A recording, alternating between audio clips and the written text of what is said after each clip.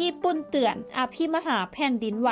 อาจมีผู้เสียชีวิตเกือบ300,000 คน นอกจากแผ่นดินไหวครั้งรุนแรงในเมียนมาที่สร้างความเสียหายอย่างมหาศาลแล้ว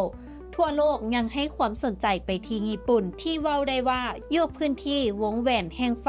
รายงานของรัฐบาลญี่ปุ่นเฮ็ดให้ทั่วโลกขนลุกรัฐบาลได้สั่งให้เฝ้าระวังอภิมหาแผ่นดินไหวที่อาจเกิดขึ้นและอาจฆ่าชีวิตผู้คนเกือบ300,000 คน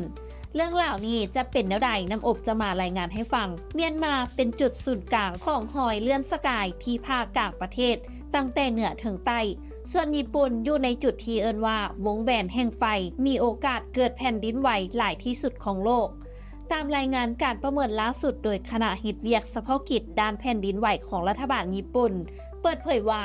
หลังจากการประเมินตัวเลขผู้เสียชีวิตจากแผ่นดินไหวขนาดหุนแหงหรือเมกาเควกบริเวณห้องเลิกนันไก่จะมีถึง 298,000 คนถึงแม้ว่าการคาดคะเนจำนวนผู้เสียชีวิตจะลดลง 10% จากที่คาดไว้ในปี 2012 แต่ยังบ่ถึงเป้าหมายของรัฐบาลที่ต้องการลดผู้เสียชีวิตให้ได้ 80%การคาดคะเนจำนวนผู้เสียชีวิตดังกล่าวได้บ่งบอกถึงเหตุการณ์ร้ายแรงที่สุดที่อาจเกิดขึ้นก็คือขนาดของแผ่นดินไหวที่9 แมกนิจูดทั้งนี้ห้องเลิกนันไก่เป็นห้องเลิกแก่ยาวเป็นระยะทางประมาณ900 กิโลเมตรที่ก้นมหาสมุทรแปซิฟิกตามแนวชายฝั่งตะวันตกเฉียงใต้ของญี่ปุ่นห้องเลิกนันไก่ก็โตขึ้นเมื่อแผ่นเปลือกโลกฟิลิปปินส์หมุนตัวอยู่ใต้แผ่นเปลือกโลกยูเรเซียแห่งกดทับที่สะสมกันอาจส่งผลให้เกิดแผ่นดินไหวขนาดใหญ่ทุกๆ150 ปีเบื้องต้นคณะกรรมการวิจัยแผ่นดินไหวของรัฐบาลญี่ปุ่นได้ปรับเพิ่มโอกาสแผ่นดินไหวขนาดใหญ่ห้องเลิกนันไก่ในอีก30 ปีข้างหน้าเป็นประมาณ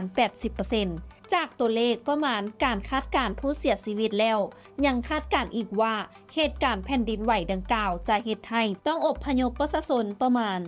1.23 ล้านคนเศรษฐกิจของประเทศอาจเสียหายเป็นมูลค่าสูงถึง 1.81 ล้านดอลลาร์หรือเกือบครึ่งหนึ่งของ GDP นี่เป็นการคาดคะเนเหตุการณ์ที่มีแนวโน้มเกิดขึ้นได้ในอนาคตรัฐบาลญี่ปุ่นจึงต้องสั่งให้เฝ้าระวังเตรียมตัวเพื่อรับมือเท่าที่จะเป็นไปได้โดยเน้นย้ำถึงความจำเป็นในการแก้ไขแผนอพยพและการปรับปรุงโครงสร้างพื้นฐานทุกท่านมีความคิดเห็นใดแสดงความคิดเห็นกันเข้ามาได้น้ำอบธรรมวงศ์รายงาน